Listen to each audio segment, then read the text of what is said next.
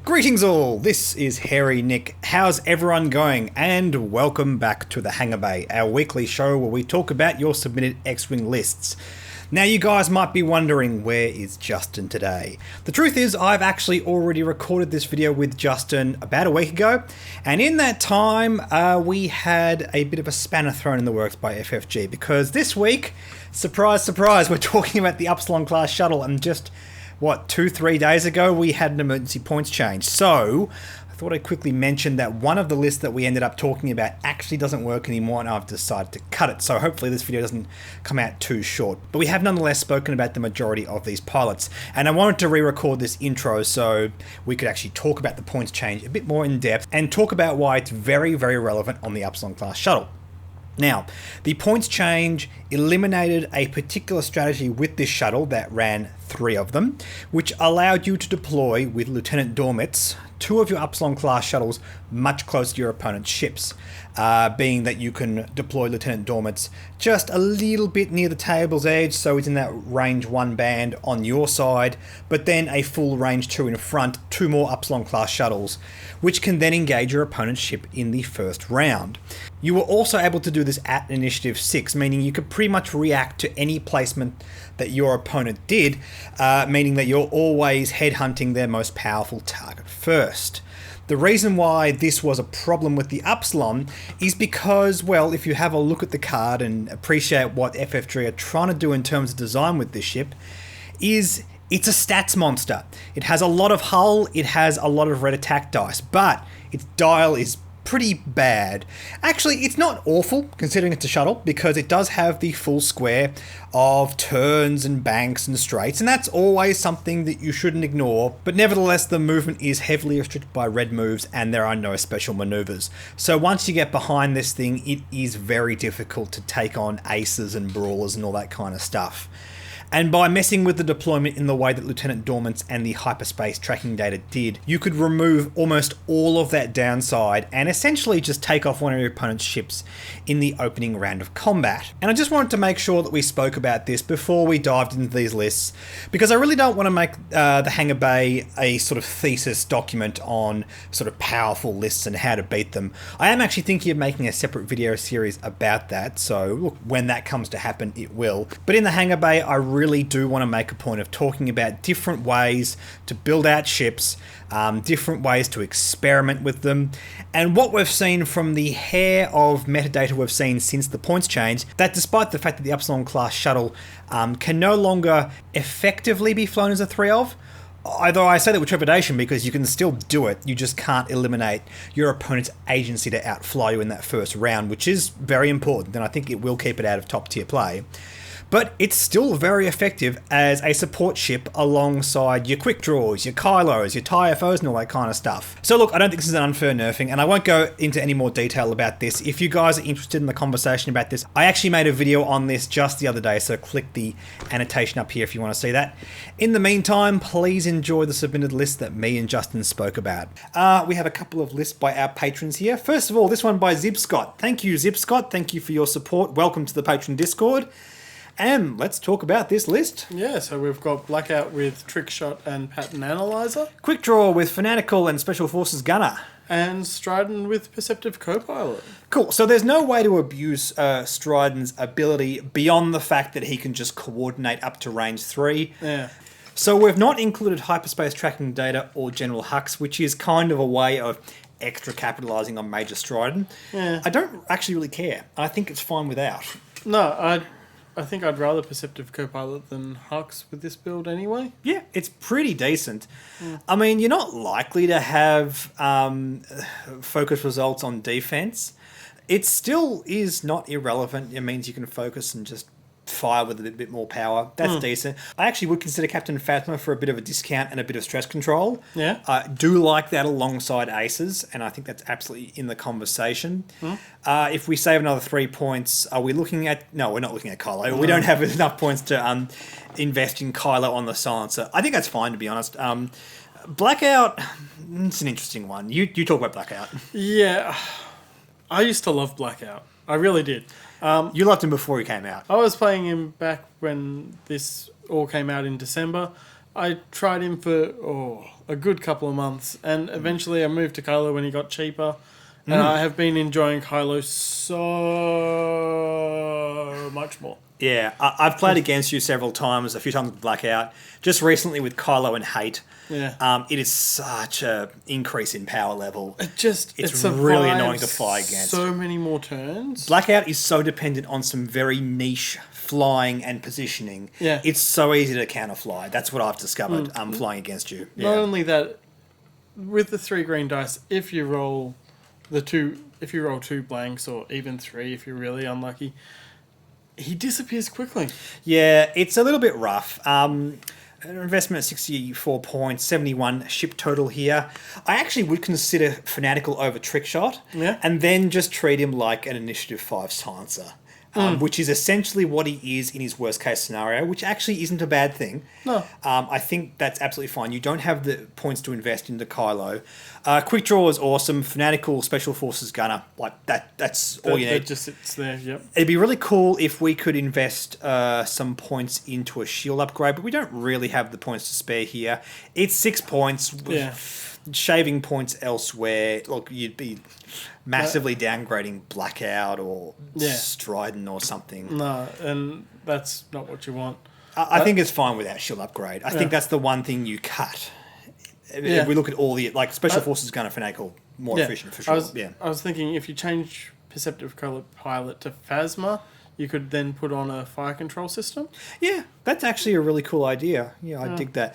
Quick Draw doesn't have any other reason to target lock, but if you just take one and you can keep double tapping a ship over and over again. I mean, the dream is you target lock a ship, then you get to fire it twice. Oh, yeah. That'd feel pretty good. So there definitely is upside to taking Phasma over Perceptive Copilot. The only thing about Perceptive Copilot is you don't get to attack more than once per turn, and you're not likely to roll a focus on defense. Yeah. I mean, if you defend several times, yes, but you could just reinforce, which is actually probably a better effect overall. Yeah. So the value of that 8 points on Perceptive Copilot is questionable. I think it's definitely better on different ships, and that's why I don't think I'd want it here. Remember, FFG costed it in such a way that it's really about its power level on other ships, so you're not getting the full value. So I'd go for something else. Phasma is pretty legit.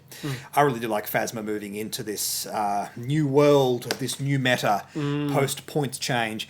Let's move on to this next list by another patron, Tom304, Tom D304, with a Starkiller base pilot and a couple of silencers. Yes, so this Starkiller base pilot has Kylo Ren and Biohexacrypt codes. Both the silencers is a first order test pilot with crackshot and advanced proton torpedoes. Yeah, 198 points out of 200, so a 2-point bid.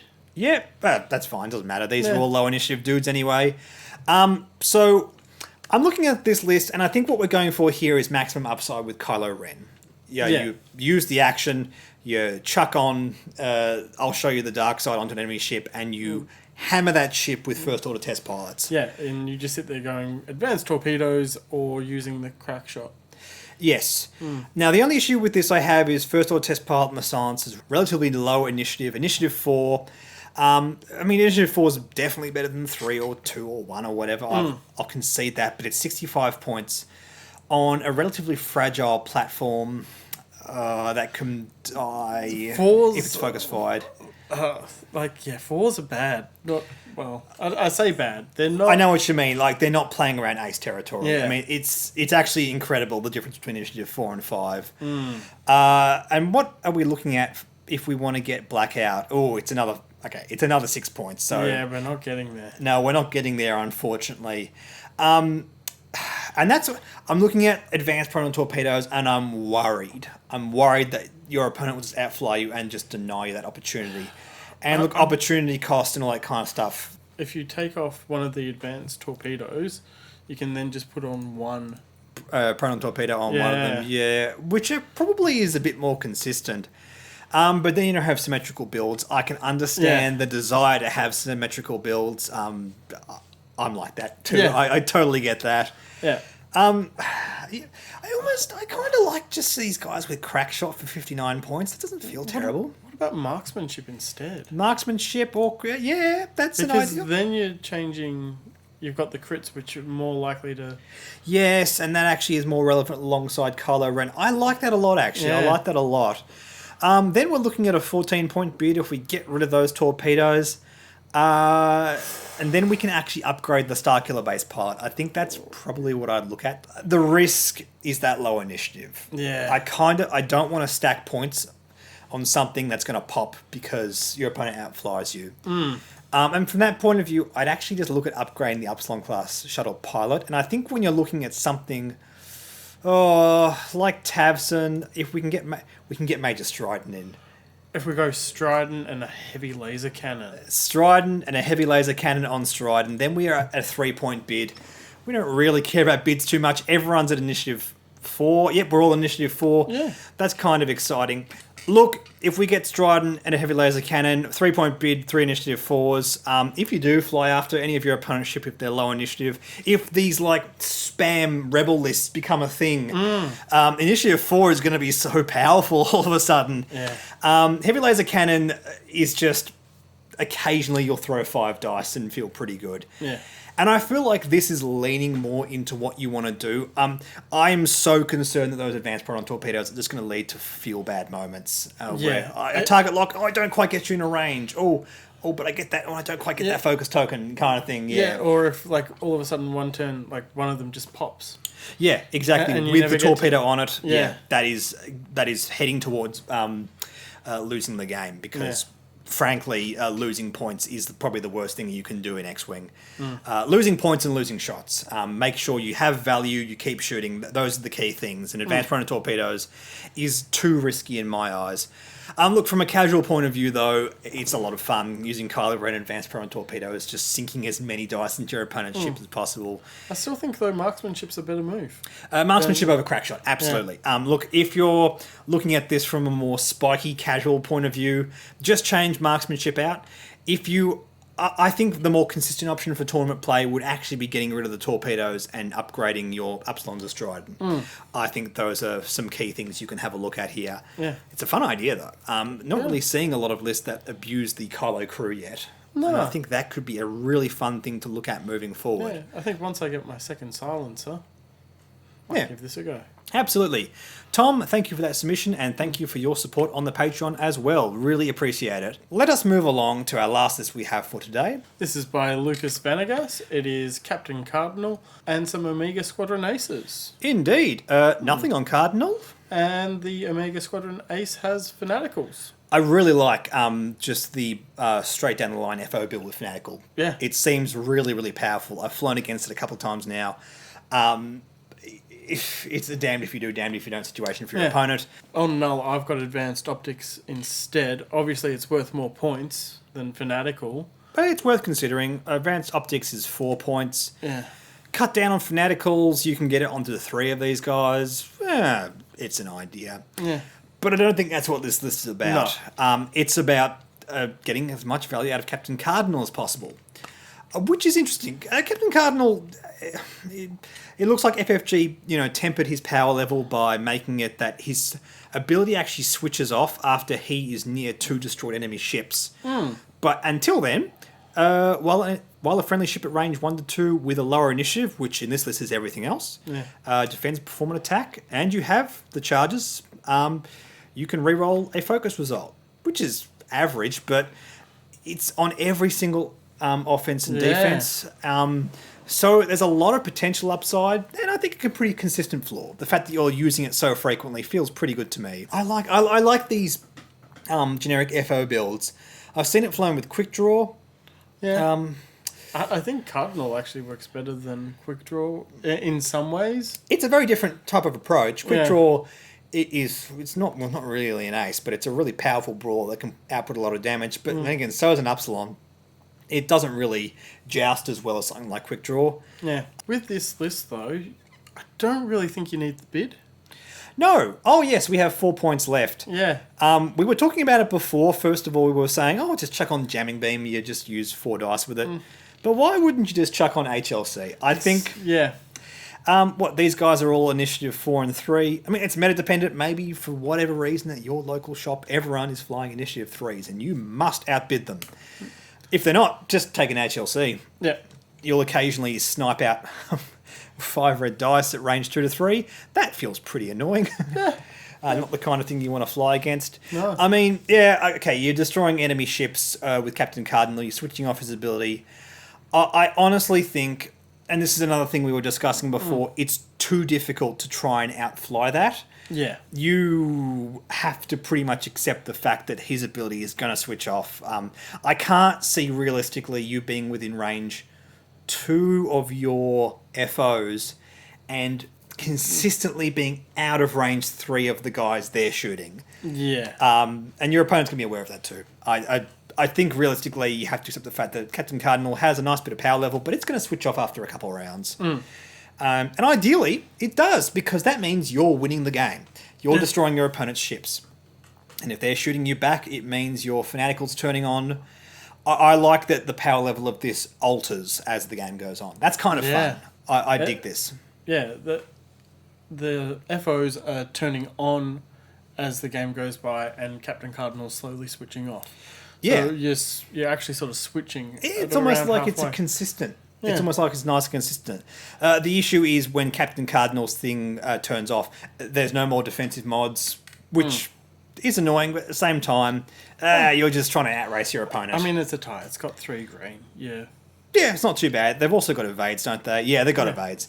I think this list wants to try and win games quickly, but if it doesn't, it's still got some nice reach. Yeah. A nice, decent idea. I'm curious to see whether this is strictly better or worse than the TIE SF with quick draw. But I like both approaches, and I think there is definitely a case for taking either. Really like the Upsilon class shuttle. Yeah. I've been really pushed in points, and I feel like there's a lot we can do with it. Definitely. Really, really decent. Okay, so in 5 weeks' time, we're going to talk about the TIE FO. Yeah. In the meantime, we're, back to the Empire next week. So Yes. talking about some fun stuff, some post-Redline Whisper shenanigans. No more of that. In the comment section below, guys, we need some more lists that are now legal, especially with the Empire, with all the changes they've gone through. So please go ahead and post those. If you're on the Patreon Discord, let's have a chat about what we're going to do next week in our Hangar Bay. Yeah. But in the meantime, don't forget to like and subscribe. Like us on Facebook, follow us on Twitter and Reddit. Please consider supporting the Patreon. Thank you so much to everyone that has already contributed to that. It means the world. Yeah, you are helping us out. Big time.